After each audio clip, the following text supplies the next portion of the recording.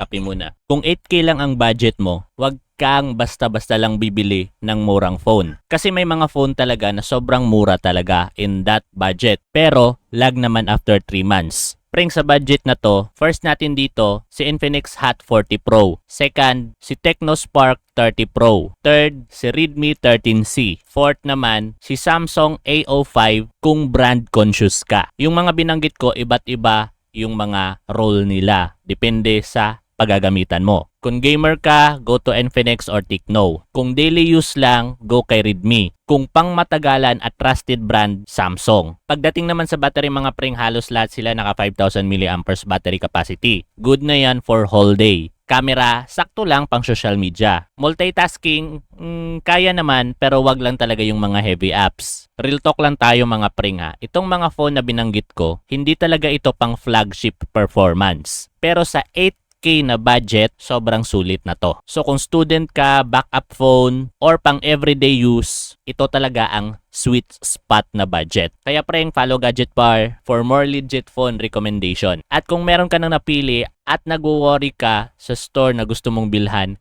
check mo yung ating bio. Nandyan na lahat. Nilagay ko na lahat ng official store, legit store, authorized store na pwede mong bilhan ng paborito mong smartphone. Go, check to my profile and check my bio. At baka may pa-discount pa sila or baka sale. Check mo. Takit sa ating susunod na video.